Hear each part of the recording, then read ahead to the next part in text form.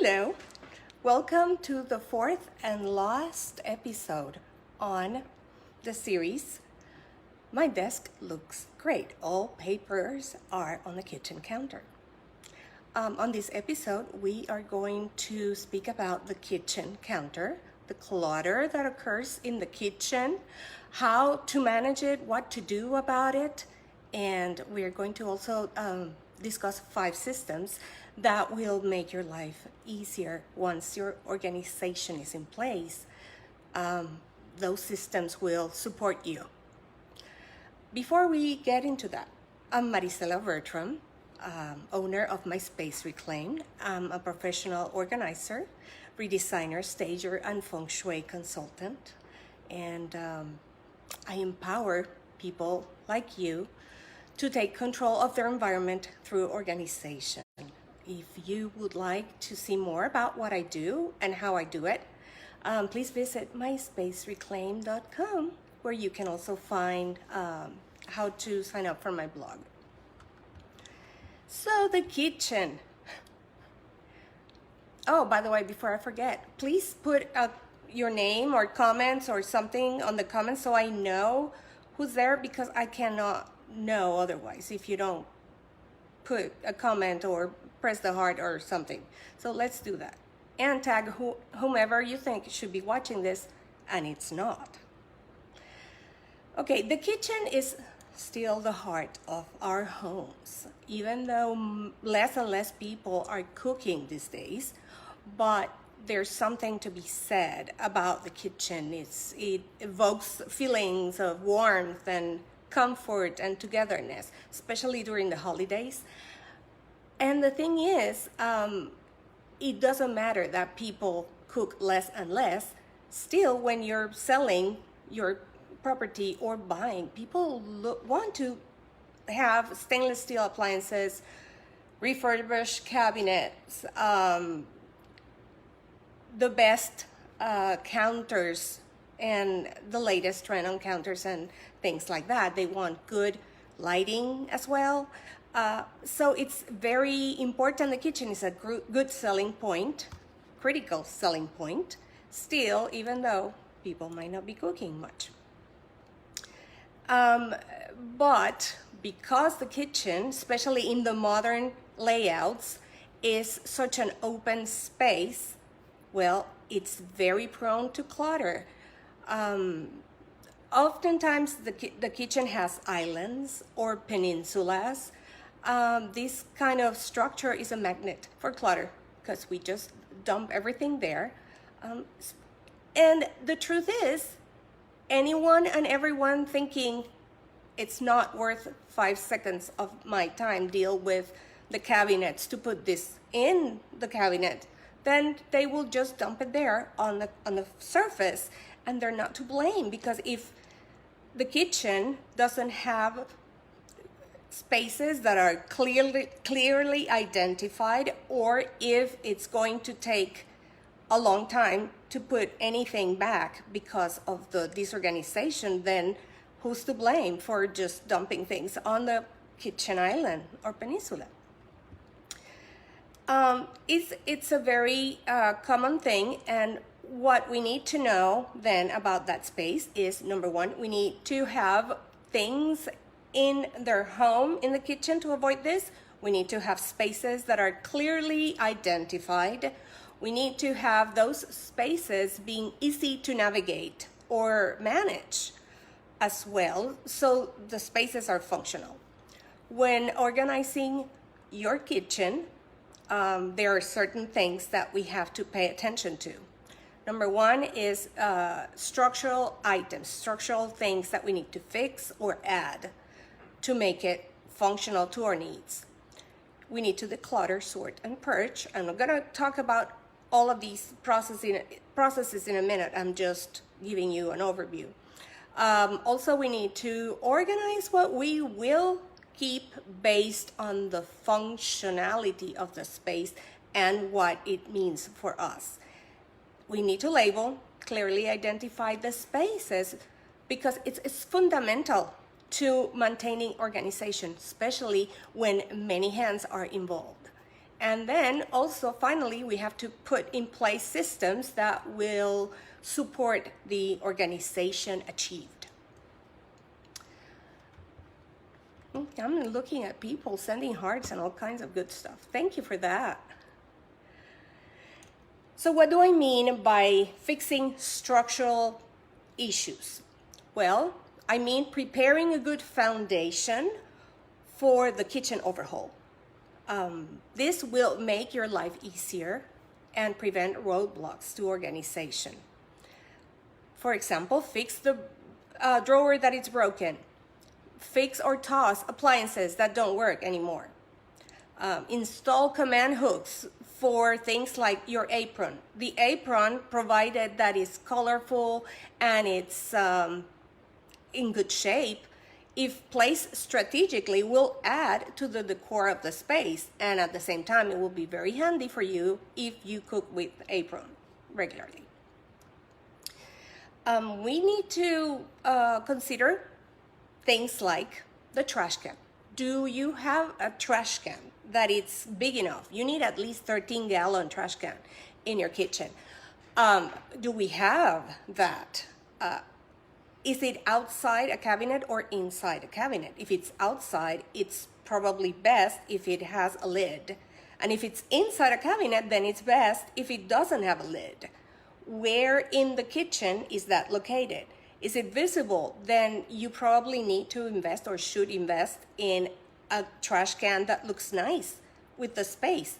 And in talking about the lid, if it's always crusty and dirty, then you probably need one of those trash cans that you put your hand over it and it automatically opens, so you don't have to be opening and closing with your hands full of food or whatever.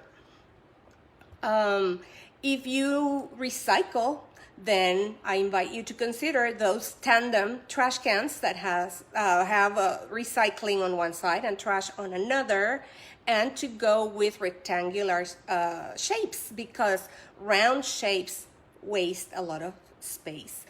And that way you will have the trash can and the recycling side by side in one thing, and it looks so much better. If you compost, for example, that is something that if you do it continuously, regularly, then you need to plan for it. You need to create the space that makes it functional and it looks good. You can incorporate that into a system. There are many creative ways in which you can do it, but then what I want you not to do is end up with bags, grocery shopping bags, hung from doorknobs or knobs in your kitchen, full of food scraps for your composting. So that is not the best solution. So in general, think about what processes are specific to you, the way you live, the way you cook, the way you use the kitchen, and anything that is recurrent. Let's make it part of our system so it doesn't look like it's something random or something added. Then the lighting, it's so important. You need in the kitchen white light and yellow light, both preferably. And directional light is very, very important as well. When you see light under the kitchen counters, that not only is beautiful, but it's very functional. And it makes such a difference in the space. So you could, for example, have an electrician put LED lights under your counters, the street lights. That is not very costly, but it makes such a difference. Or you can go to the solution that I use a lot in client spaces. I have the best lights that are battery operated, the push on push off lights. Those have remote control. They shed either white light or yellow light, or a combination of both at different intensities. So It's magnificent, because I know we don't think highly of those kinds of lights, but these one in particular that I have found, I will put a link in the comments after all this is done, because I won't tell you a story. I had a completely different presentation for you today, and that's why it started a little late. It didn't work. Surprise again. Well, those lights really make a big difference in your home and in your kitchen and the way you use the space. Second thing, after we assess issues, structure issues that we can fix, declutter, sort, and purge, of course. That's like the big thing in the organization process of the kitchen. Let's keep these things in mind. Let me tell you, first of all, when you're dealing with this process, you will sort similar items together and accessories for appliances that go with those appliances should be next to them. I have seen so many kitchens where appliances that work with accessories are not with them, and then obviously when we're doing the garage, after we have finished the kitchen, bam, we find the accessories. In the garage or in the guest room, that, well, you're very less likely to use these appliances if you don't keep the attachments or accessories together with it. So in this process, we're gonna make sure we pair those things that need to go together. If you're sure you don't have the attachments needed, then that is a good candidate to discard that appliance. But I'm still thinking of in general terms regarding the organization of the sorting part of this. You should put everything will have to come out. So I suggest you put either a blanket or a new curtain shower in the space adjacent to the kitchen, so you can put everything there and sort there. Do not be concerned with the pantry for now.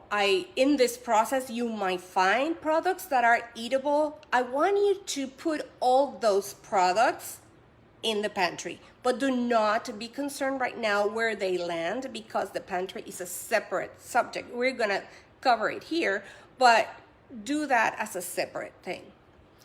I suggest you do it on a different day, actually, because you're gonna be exhausted. And then the sorting, you need to put like with like, as I always say, put similar items together, and you can gather the accessories to any machine or appliance that you have. You can gather them in a Ziploc or a container and have that next to the appliance, right? That's an idea. It's less functional if those things are rolling around in the cabinet and then they get lost or misplaced. So finally then, you purge. You decide what do you not need anymore, or what's broken, you're not going to use it.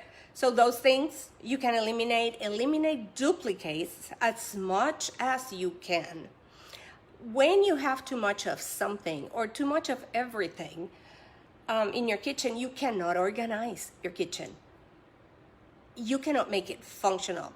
You have a finite amount of space in your kitchen, and you have to deal with that fact. So you cannot keep everything there. So be logical and ruthless when you are purging. We usually have way too many things, many more things that we can accommodate normally in a kitchen. You don't need 2 complete sets of flatware plus the remaining survivor pieces of another 4 sets. You don't need 75 dishes, all that are different and mismatched patterns and things like that. If you have a family of 4 or 5, all you need is a complete set that serves your needs and that you really like. So everything else is noise.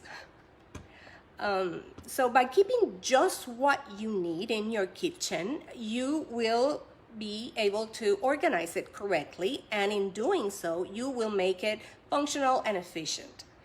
Now, when we took everything out, that allows us the possibility of seeing everything in the context of, the totality of items, because we will need to relocate everything and organize by zones and function. That probably means changing where everything is.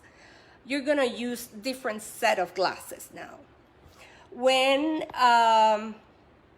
we are doing this, let's see, place seldom used items in the back or hard to reach areas.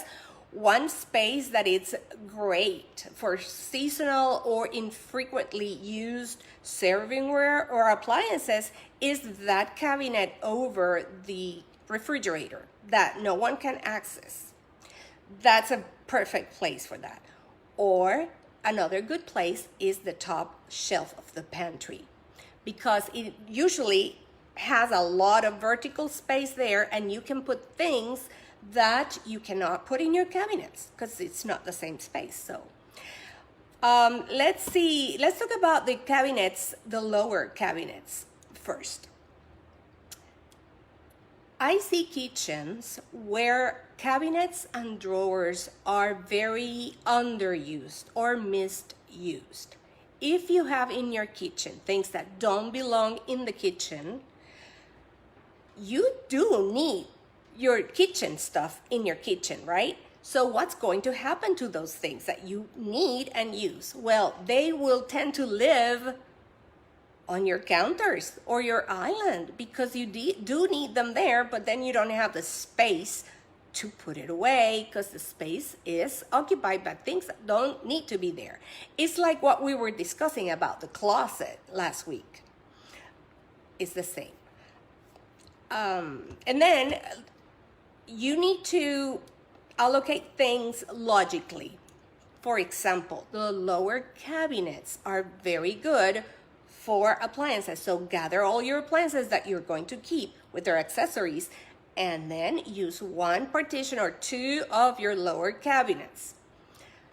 These items sometimes are heavy, so it makes sense that we put them in the lower cabinets. If you have to reserve one or two sections for your pots and pans. Sometimes people have the lid organizer kind of thing, and then they just put all their pots and pans in one place and then the lids on another. Let me tell you, if you have that system and it works fine for you, by all means continue using it. I tend to dislike those solutions for lids because many times, they occupy more space and they're not helpful in that way. I like to store the pots and pans with their lids upside down whenever possible, because that allows me to stack these pots and pans with lids in a more balanced, stable way, and then they're very accessible. You grab it. If you need the one below, you just grab the one on top, you retrieve what you need, and it will have the lid. So that's the way I prefer doing it. But of course, I've had to do all kinds of things and be creative with my client's kitchen, because it depends on the configuration or what works for them. I always ask. Another thing that it could be used, people don't think much about it, is the doors to the cabinets. There are some systems that you can attach to the door of the cabinets, and then you have there either the lids or whatever you put there, but that's an extra space that it's usually forgotten. People don't make good use of that. If you have an oven with a drawer, some ovens come with a drawer that you can use on the bottom. That's an excellent place to put everything that it's oven molds. And if you have a bigger, wider molds, that's actually, those should go there. It would be perfect. I think the other, a space, a cabinet, under cabinet that it's close to that area should have then everything that it's flatter kind of molds. You put them vertically, and then you can put there your cutting boards as well, if they don't all fit underneath your oven. You need to use the cabinet underneath the sink for certain things related to cleaning. And I would like to make here the distinction that what goes there should primarily be what you use in the kitchen. Disinfecting wipes, sponges, a brush for bottles or whatever kind of brush you use in the kitchen. Well, you get the idea. Oven, things to clean the oven, things to clean the stove, things to do the dishwashing, gloves, that kind of thing. Because that space usually is not very functional when it's crowded. And we are going to use the things, the cleaning things from the laundry. The rest of the cleaning items, tools, and products go in the laundry room. That's another story how we make it work, but I assure you, I have created incredibly small laundry areas that consist in the washer dryer and two little, or the ones that are vertical, and then on the side, two little shelves, and that's it. It's about how you move around, how you create these spaces.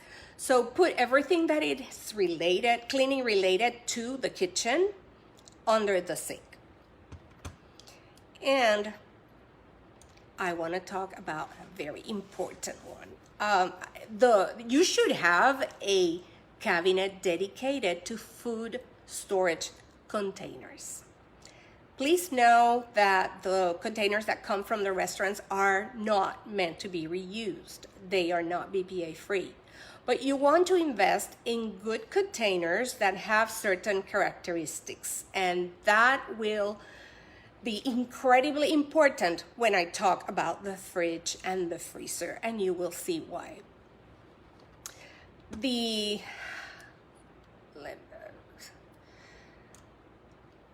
These containers need to have certain characteristics, as I said, but you should also have a second set that it's not that good quality for those things that you send home with your grandparents or someone who comes visit. You don't want to be giving away your good stuff because these things are seldomly returned.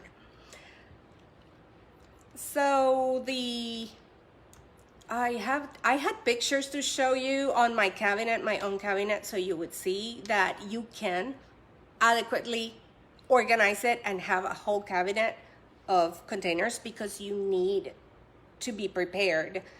You will understand this a little more when I talk about the freezer and fridge. The upper cabinets.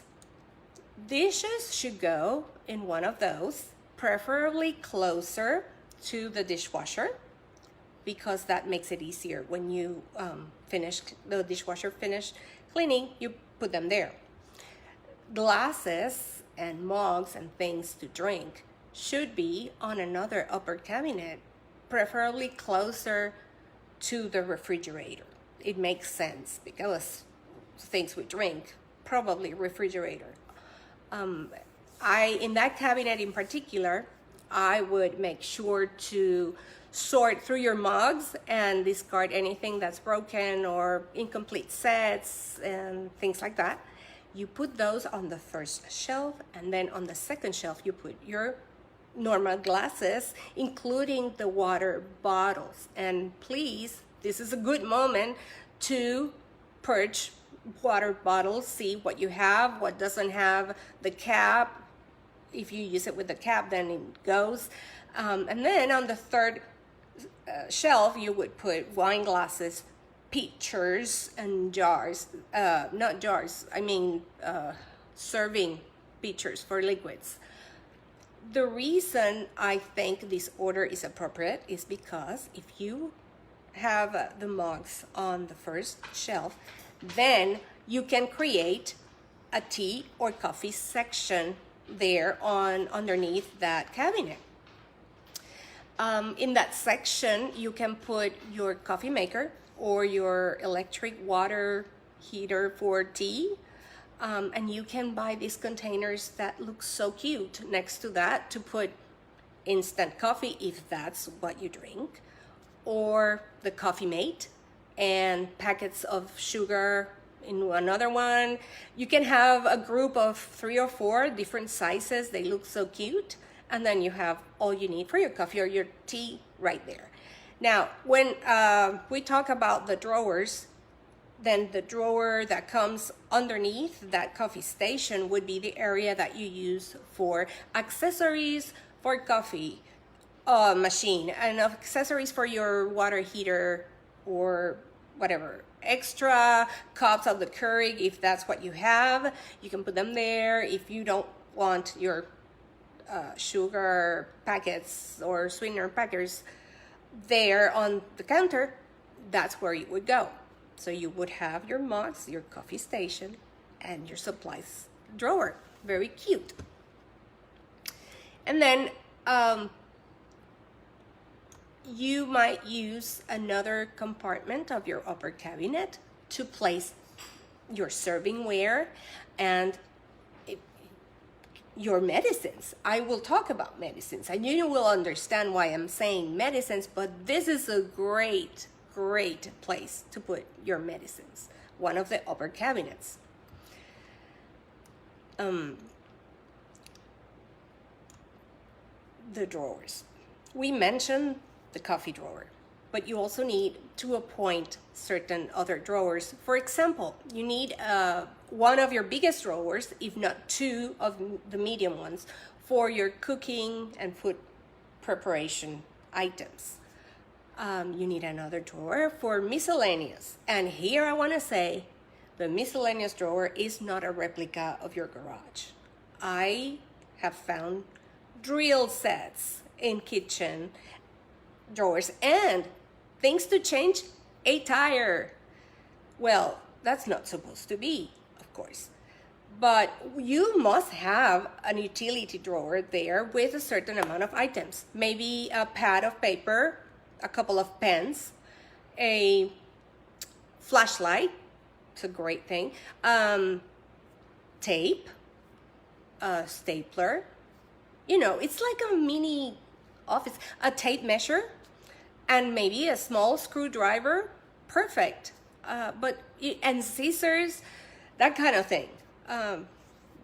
Yeah, more heavy stuff would probably be in the garage. Then you need another drawer for oven mittens and hot pads, kitchen towels, things like that. And you need a drawer for cooking knives. They should be in their own drawer. So when you're looking out for things to cook or prep your meals or menus, then you don't cut your fingers. Because if they have their own drawer, you know, okay, that's the dangerous drawer, and you will have to have more care. You have to be more careful. The drawer for silverware, it's another drawer, very important. You want to put this drawer closer also to the dishwasher to make it easy to put things away. In terms of drawers, I wanted to mention some tips to save space and to organize things better in drawer. If you get a cooking utensil canister, like those things that are different shapes, but they usually sit on the cabinet, then you can put the things that are with handle, spatulas and things like that, you can put them there, and then you save space in your utensils drawer. If you get a knife block, then you can have your knives there, and then you will have saved a complete drawer that you can use for something else, probably a little bit more of your cooking things. because we tend to have a lot of those.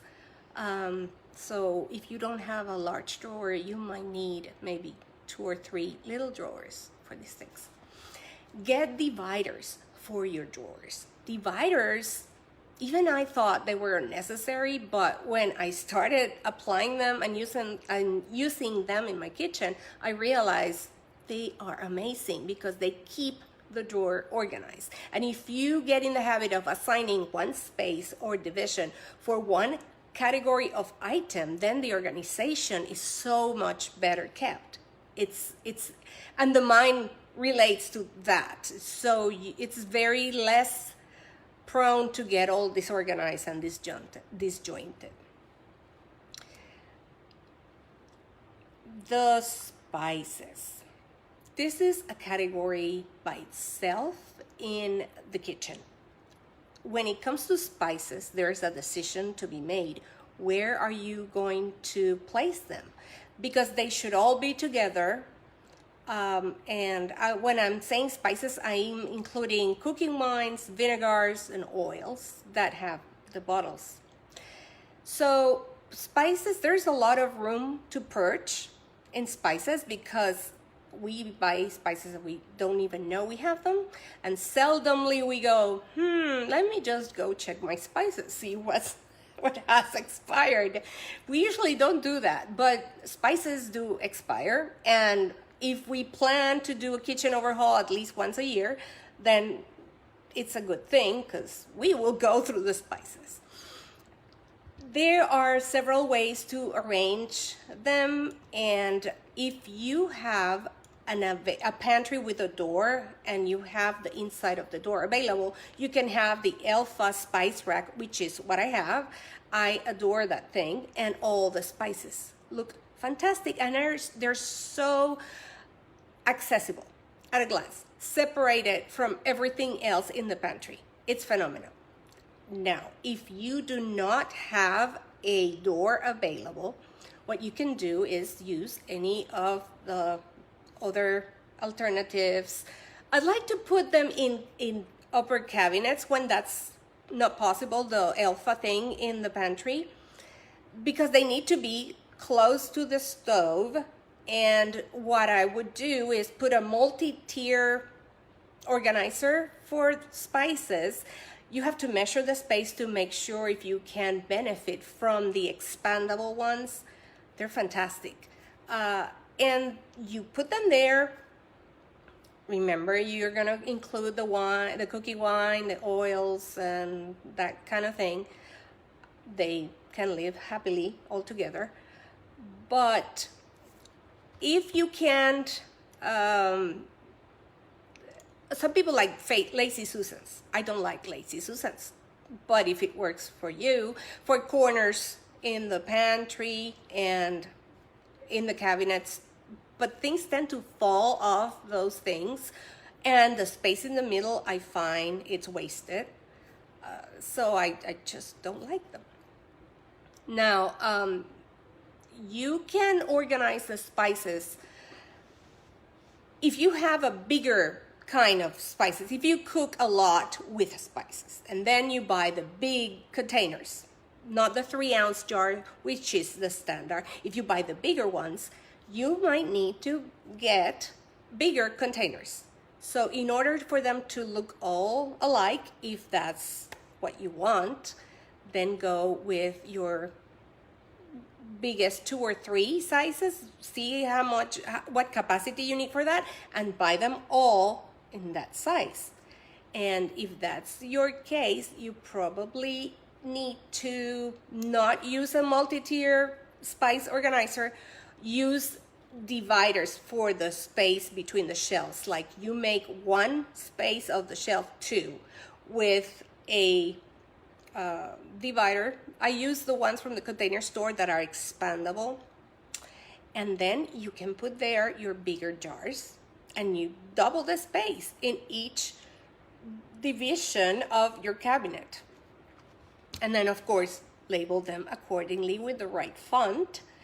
You can also buy the 3-ounce jars. They're very inexpensive. They're sold everywhere on Amazon. So you have all your spices looking the same. So you can do this. You can have them look the same whether you buy a lot of spices or the normal size. This process of transferring the spice bottles into little ones will be a project, but it's a one-time deal, because after that, the only thing you have to do is continuously transfer what you buy. So, it's not, you will need a little funnel for that, but it's an enjoyable project, and it looks so nice, and then it's so convenient. We place that, it's worth it. I had pictures of a very beautiful pantry I made, but I cannot show you. Now, the pantry. As I said, it needs to be tackled in a different day, probably, because if you follow the instructions of putting everything there as it landed, and provided that you probably had the pantry that makes you cringe in the beginning, right? Well, we have to take everything out and select a good space to sort, like the dining room table, kitchen table. If you have a huge island, that's great. So everything needs to come out, and then you are going to put things together that are the same thing or that go together. And you will toss expired things or things you bought once to try, and it's not a no-go. If there are things that you won't consume that are good, you can donate to food banks. They always need that. So, that's a good thing. And then you're going to group your items by category. You will relocate anything that is in the pantry that's cleaning or tools, because I see this a lot. I see vacuum cleaners, I see mops and pails and all kinds of things in the pantry. So those will go to the laundry. And if you want to know what to do with the laundry, that's a different conversation, and I'll be happy to work with you virtually. No matter where you are, I can do that. In the pantry, you need to assess if there's anything structural that you might need to fix. A shelf, or if you need light, pantries should have light. Whether you put a light above, if it will shine through, that's a good idea. But the push-on lights that I mentioned before are fantastic for the shelves individually. You put them shedding light to the next one. How can I say this? You put them underneath the shelves, and then each shelf will have lighting. It looks fantastic, and it's very functional. If you collect plastic bags from the supermarket, then you can have mounted in your pantry or in your laundry if you don't have space in your pantry. But on the wall, you can put this simple human bag dispenser. You can find it on Bed Bath & Beyond, the Container Store, Amazon, anywhere. And you drill it. Don't use the option of glue. They have some glue stuff that you can put it. It doesn't work. Drill it. It's worth it. And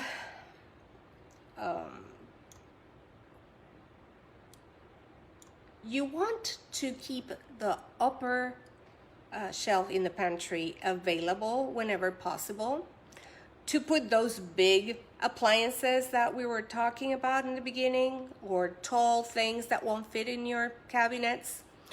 Or if you buy things in bulk, you might want to have bits with lids that seal well, and then you put the whatever it is there, and you put those bulky things at the very top in your pantry. I also have used the kind of containers they sell for dog food, with wheels and everything. I had a pantry where I put all those line at the bottom because she was a caterer and she had a lot of bulky things. And I also used in the pantry the boxes at the top because there were different levels of bulkiness, if you will. So that's something that can work. You also need to label the spaces, and for that you can either put the label on the shelf where it goes, or you can use these fantastic shelf labelers. They are these plastic brackets that hook into the shelf, and you can put the label either between the shelf and the plastic, or you can put the label pasted on top of the plastic bracket. Either way, it looks very professional. It's very impressive.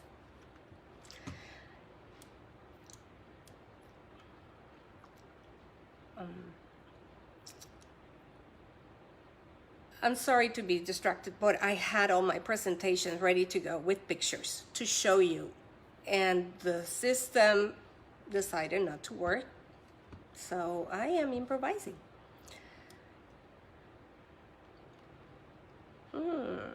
Okay, here's a biggie. I always recommend having containers, using containers in the pantry for things that, and this is the parameter you use, the criteria, for things that will be opened but not used, consumed completely, like flour, rice, pastas, sugar, grains, that kind of thing. You can get any system as long as it seals well, container seals the product well, and they stack well. Avoid round shapes because they waste space. So if you go with rectangular or square, it's much better. And you want these containers preferably to be transparent so you can see the level of product and you know at a glance when you need more. I like the XOX brand. Costco has them at good prices, but I would try to not buy sets because you need to think in terms of what you need and not buy sets that come pre-made for you. That's, I have found, is a waste of time, of money. Sometimes you have these odd shapes that you don't need, and then what? So you want to measure the space available, the length and the width, and see when you're buying your containers, you need to pay attention. Take a measure to the store if you're in person there, and measure, because that way you know how many of this or that you can put across and stack. You can do your measurements, and that's an important part of it because it's very frustrating when you buy the wrong thing and then you have a lot of space, vertical space between the shelf wasted, and the shelves in the pantry usually are not movable. So you get containers to put the things that you consume regularly. I would advise that it's a good practice to choose a capacity of container that allows a little space for more, because when you need to replace the product, you will have a new package of whatever it is, and then you can put the rest that is in the container in a bowl, put the new product, and then put on top the old product so it's used first. This pantry system with containers, it does require a little maintenance, but I assure you it's worth every penny and every minute you spend at it. The items will remain fresh for longer. and you will see what you have. You won't have unknown specimens in your pantry with bags half open. The product will not be spilling in your on your shelves or on the floor. It's a very good idea. And then also have 2 or 3 of the containers of the sizes you use the most for those occasions when a new product goes home, and because you want to try it or whatever the reason, but then you do have the flexibility to incorporate that into your system, okay? And to label them, I don't, to label them, I like, I'm gonna show you here. I do like these label ones, labels that are fantastic because you write on them and you erase. We write with Sharpie or whatever, and then with a good eraser you erase the content and you can relabel, so that gives us flexibility. These labels stay on even if you use if you put the container in the dishwasher or you're in the microwave. But I want to show you. This is my flour. So you handwrite there because that's how we keep it more flexible. And then these are the label ones labels.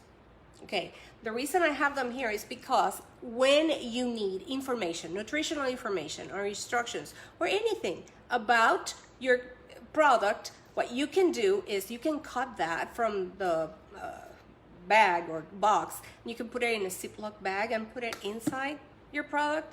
But the other alternative you have is to have these, I don't know if you can see them well.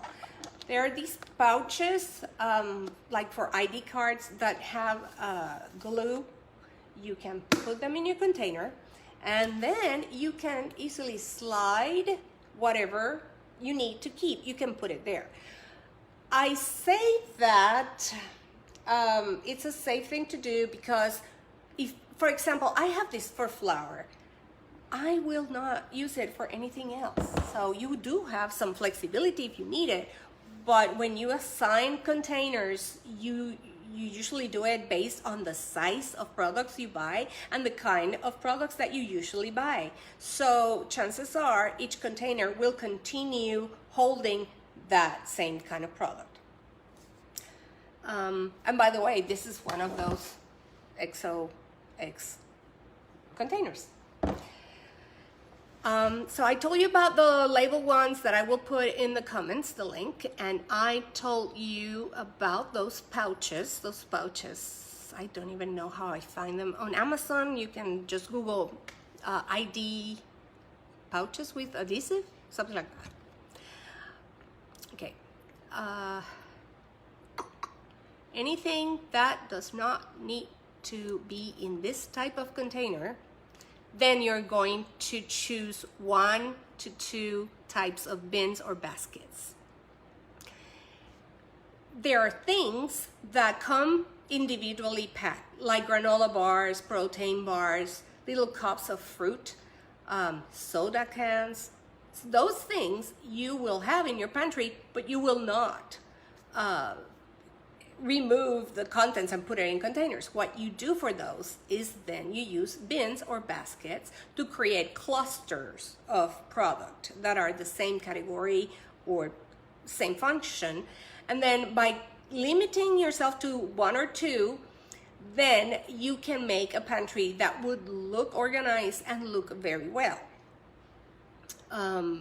Yeah, the example of the soda cans is a good one, because what we encounter usually is the soda cans in the box is halfway open, the carton is sticking out, and we find that with many things.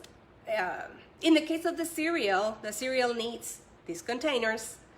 If you have 4 different cereals that your family uses at the same time, well, then you'll have to have 4 containers. But the cereal will look fresh. You won't have the open boxes with the plastic inside, like, or God forbid the clips. No clips. If you want to have a nice looking pantry and you want to keep the product fresh. But that's how we do the clusters of items in the pantry. Both systems coexist because they serve different purposes. You have the ones that need to stay fresh, and you transfer. You have those like boxes of instant pasta meals, for example. Then you can have a container with those boxes because you use one at a time. Doesn't make sense to transfer. And your pantry will look so much better. I also like to put crates at the bottom on the floor because that's where I put things like paper products. This group of straws, paper cups, plastic utensils, things like that, you can group in one crate that's plastic. I like the European crate from the Container Store, but any basket that you have selected will do as long as they look the same. And then another one could have lunch boxes with thermos and things of that category. Then another thing I like to keep for the bottom of the pantry is the dog food. There's no need to have open bags of dog food making the whole pantry smell like dog food. And there's no need to have the dog food rolling around the kitchen. You can use the containers they have for dog food and a smaller one for the snacks, and they can leave in your pantry floor neatly there. If you have 2-3 kinds of snacks, you can combine them in one, so then it's always a surprise. You never know. He or she, the dog, will never know what's gonna get. And the same with the food. If you mix foods that are dry, you can just mix them in the container and then scoop it and voila. So yeah, the dogs are never forgotten in my kitchen plants. Never. So as I said, note that the baskets or bins system is in addition to the containers where you put the product, okay? I'm gonna make a reference to this later on, so keep it in mind. Okay. Now we're going to talk about systems. And the first system I want to talk to you about is handling the dishes and utensils, both dirty and clean. One of the things people complain the most in their kitchen is having clutter in the counter. This is in large part happening because of the way they handle their dishes and utensils. Almost invariably, I see a sink drainer on the counter next to the sink with a rubber mat or a towel underneath. I see people accumulating dirty stuff in the sink, and then there's a spillover when the sink is not enough, so spill over around the sink. So I ask, okay, where are your clean dishes and utensils? And then they say, in the dishwasher. Okay, when I look in the cabinets, there's a lot of space in the cabinet. So let's turn this around. I want to share this. This is the process I teach my clients or present to my clients. It's up to them to choose not to do it, but it's a solution that I present. Imagine that you start with a clean kitchen every morning where everything is put away, everything is where it should be. Throughout the day, as anyone uses cups and glasses and forks and dishes, instead of just putting it in the kitchen, you will put it in the dishwasher. Many people don't do this just because they think they have to really pre-wash before they put it in the dishwasher. And the good news is that is no longer true.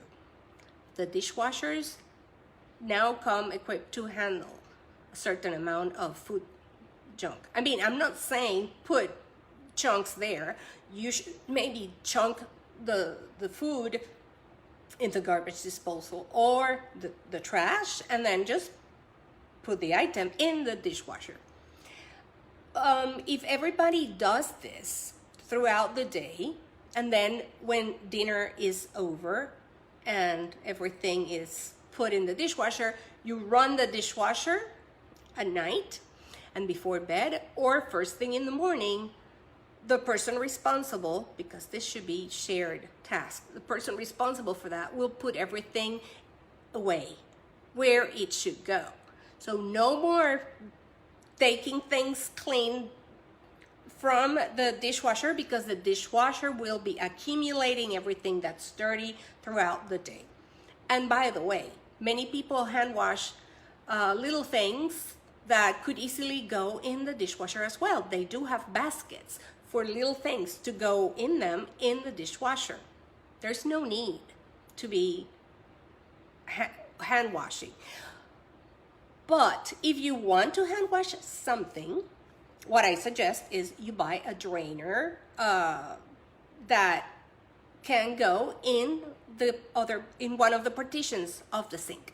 You put it there, and it cannot even be seen when someone looks at the kitchen because it's inside the sink. There is also a type of grid. That's the one I have. It's not a basket, it's just a grid that sits in one of the kitchen sides, and you put anything there to air dry. And there's no more need of having one big sink drainer outside the sink.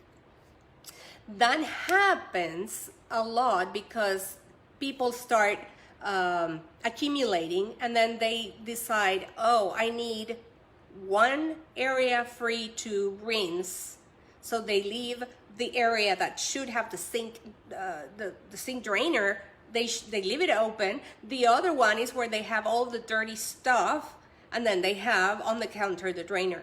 No need for that. So automatically the clutter generated by dirty stuff will be out of sight because it will be in the dishwasher ready to go. The clutter generated by the sink drainer outside, air drying stuff, gone, because you can do it in the other partition. So it really, if you follow that system, I mean, it works. I do it here. So I'm the best witness that this thing works.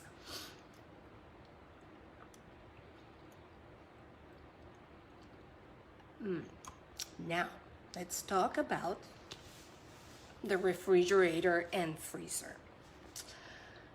How you use your refrigerator and freezer will have a direct impact on how often will you cook and how healthy your meals will be.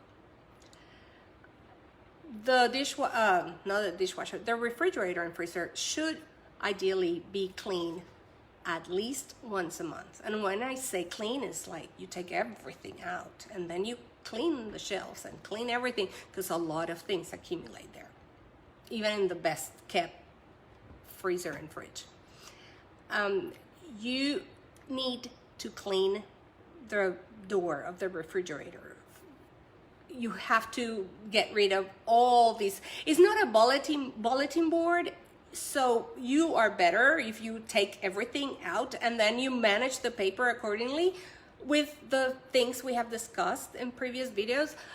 It's okay to leave one cute magnet and then, or a frame with a picture there, those frames that have magnets. But having the refrigerator door look so cluttered like a bulletin board makes your kitchen look cluttered and not good. So it's my recommendation, if you want a nice kitchen, nice looking kitchen, then you take that away. And the most important thing I want to say about the refrigerator and freezer is that I recommend having special containers, and I mentioned this when I was talking about the cabinets. That's where your stash will be, but these are containers that are very important. You need to select them carefully. Ideally, they would be BPA free and rectangular or square for the reasons we have discussed, and translucent or transparent. And again, I would recommend you don't buy sets, because sets bring a lot of stuff that you will not use. So your money is better spent if you think of your needs, and then according to that, you make the purchase. You want these containers to be part of the same system though, even though you don't buy sets. I love the Tell Fresh collection from the Container Store. They are phenomenal. They go in the dishwasher, they go in the microwave, they're BPA free, they're translucent. Because they're translucent as well, they don't have colors, they make everything look so put together, and your freezer looks not only organized but spacious as well. So, and they're not very expensive, also they come with their own sets of labels that you can purchase, optional. But I will tell you that when it comes to labeling in the kitchen, I don't change my label ones container labels for anything, because they're really good. They stay on. You erase, you write with Sharpie, you can change the contents and the expiration date or everything so easily. Yeah, many pantries are looking so beautiful, but they have labels that are fixed, and then that doesn't offer you flexibility. And I mentioned the importance of having the other set of containers. Maybe you can buy a set of those, that Ziploc or something, to give food away.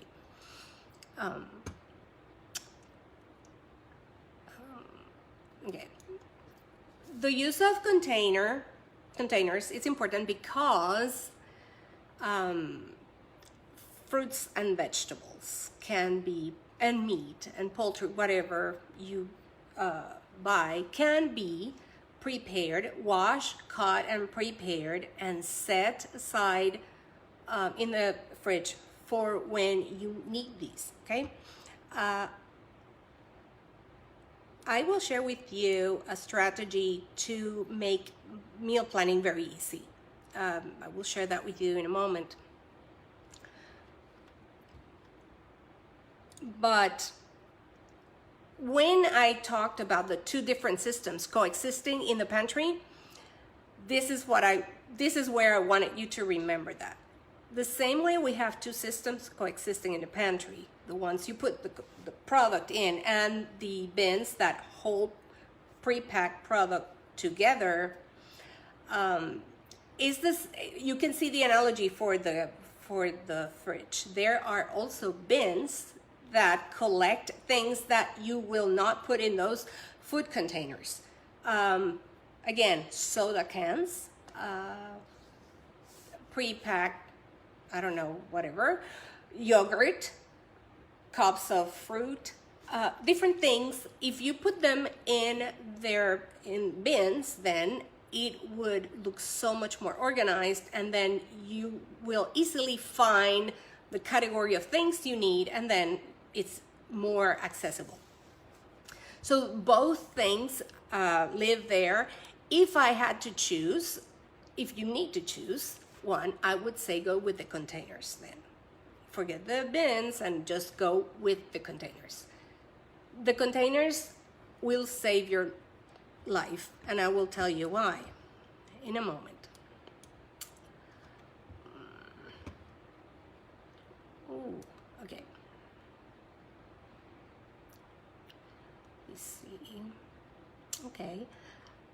Now, handling the groceries, and this is where the containers play their part. That moment when you come from the supermarket is crucial in terms of how your fridge and freezer and pantry will look like. Keep in mind that what I'm going to explain to you will sound very time consuming, but it's not. And it's a matter of placing these steps in your calendar and executing them. Might be a learning curve there, but after that, it's gonna fly. So here's the news. I suggest you carve 2 or 3 hours when you come for the whole shopping, the grocery shopping and putting away things. And you might think you don't have that time, but I invite you to think again, because we do. And we waste much more than 3 hours when we do things in a disjointed manner. So all I'm saying is, let's think about this process as the same process that will happen in one day a week. You choose your day, you know your schedule, but if you could, when you come from the supermarket, planning the menus, that is something I'm going to show you in a moment. But when you come from the supermarket and then you wash and cut your produce, and you wash and cut and season your meats, then everything is ready to go when you need it, including those things that we would just wash because they are good snacks. Like, for example, bananas, apples, celery, things like that. You will save money because you will, if you plan your meals, you save the money because you will not be overbuying stuff that will get spoiled, or you don't remember it's there and just get spoiled. Okay. Another advantage of following the system is having healthy snacks available. If you have a bin of celery, then you can eat that celery with, you have it accessible. When we are hungry, we tend to eat whatever we find. If our fridge is fitted with healthy stuff ready to be eaten, then we will have more chances, let's put it that way, have more chances of eating healthier. By doing this, you are taking control of your fridge instead of just hoping that it's not like a Jenga tower. The containers are used for preparing the things you bring from the supermarket, but also to put leftovers. So that way your fridge and freezer don't take all these other different smells from the food, and you can label them with the date where they were cooked, so you stay healthy eating things that are still good. I personally do not put any produce or anything that should be washed without washing it in the fridge. Have you these frozen fruit bags, for example? Anything that would remain open and will not stay well in the fridge or freezer, you should transfer to this kind of containers. I imagine most of you have seen or have bags with clips in the freezer or in the fridge, or with rubber bands and things like that. Well, this is what the system for containers will avoid. Well, one of the things. A box of waffles. Have you bought a box of waffles and then someone takes a waffle or two and then the box remains there staring at you? and the waffles will get dehydrated. So there. Then another subsystem of the system is to save time in the kitchen. When you come back from the grocery shopping, you wash and season the food, and if you can, use the containers to put the food in the amounts you need for the different menus you're going to cook. It's already ready. You don't have to deal with any of that, and then it's ready to go in the weekday when we are rushed. So you prepare your mise en place very easily. Now, handling the recipes is to plan your menus is something I wanted to share with you. When you were doing your paper thing on the previous weeks, if you've done it, you probably got a couple of recipes, and there might be recipes piled in your kitchen somewhere of things you want to try. So what I did in my kitchen, I cut them at the minimum size I could and put them in 4x6 index cards. And even the recipes that were in books that I really like or wanted to try, I put them in my index box. And I have 3 boxes to put those index cards, and they're classified by type of food: salads, soups, side dishes, main dishes. You select your categories, but then at the moment of planning your week, your meals for the week, you can take one of each category, and then you have a meal plan right there. And because they have the amounts, you can prepare your grocery shopping list with more certainty, and then you avoid overbuying product that will go to waste, or that you will need another container to save because you use whatever it was needed, and now you're left with this other amount. So that's a neat system to not only organize your recipes in the kitchen, but also to try all these recipes you've been wanting to try. You can give a varied menu to your family. And then finally,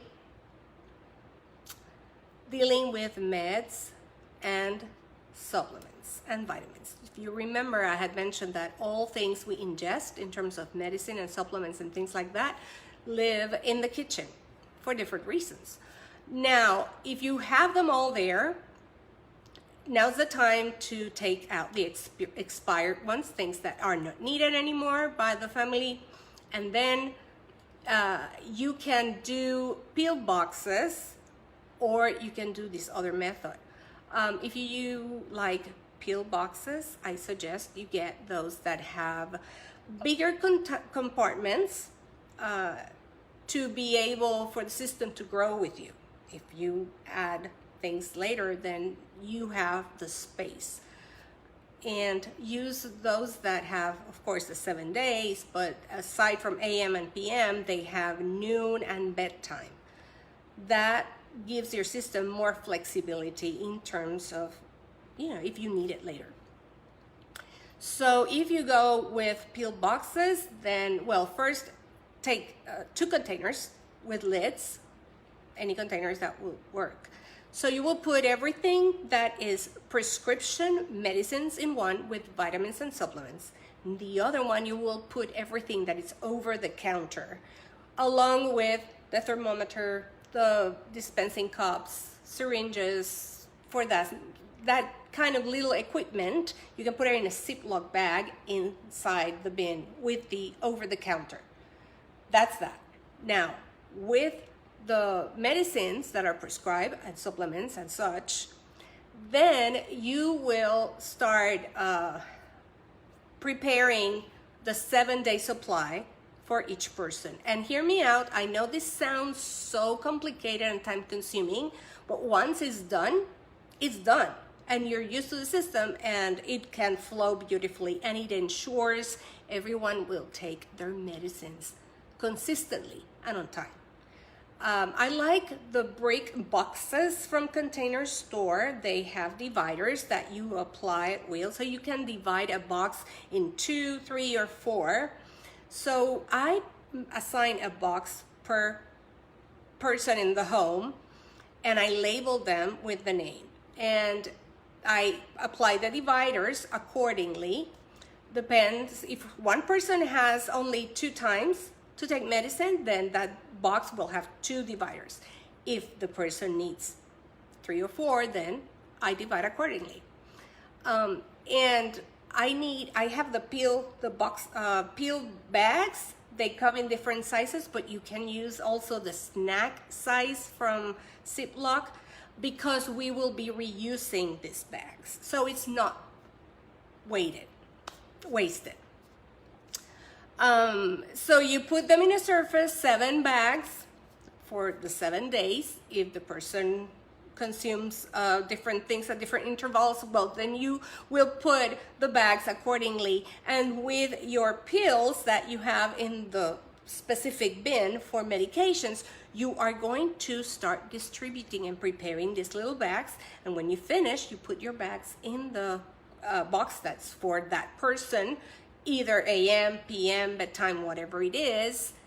And then these medicine bins live in the upper cabinet I mentioned in the beginning. That's where they live. The bins with the rest, the big bottles or the rest of the OTC medicines, they can go in the pantry or next to the boxes and the pill boxes if there's space in the cabinet. But what it does is everybody knows their box is there, and then when they need the medication, is grab and go. Take the medication, and then the empty bag goes back in the bin to be reused. What I do is I leave the peel bags next to where my kids have breakfast, so they won't miss it. And if I see the bag there after breakfast, I will harass them until they're very, very sorry they missed their pills, and they will have it. But by now, they're pretty good at that. But it's very easy to do once you're used to the system. It takes 30 minutes. If you have a lot of people doing the medicines, it might take 30 minutes a week. But then it's ready to go. Bam. No problem. And then that was the other system I wanted to talk to you about. And we have covered a lot. And I know without pictures it's hard to visualize. I wanted to show you, so I know you might be thinking I'm crazy or that you're so confused, but please let me know. I will be happy to share this with you all. So we have covered how to proceed with your kitchen in terms of decluttering, why the clutter happens, and creating zones and to make it more functional, fixing structural issues, and even 5 systems to make your life easier in the space and keep it organized. So who's awake? I don't know. I'm sorry it took me longer, but I started later, by the way. Okay, so I hope you feel motivated to organize and have a beautiful space that works for you. Keep me posted of your progress, and if there's interest in any item in particular, I will then prepare another event for you all. I'll be happy to. I can work remotely with any of you, especially if you live far away. That's something that obviously can be done. And also visit myspacereclaim.com for additional information and to sign up for my blog if you have not. So thank you all for being here and joining me tonight and throughout the series. And stay healthy and organized. Bye.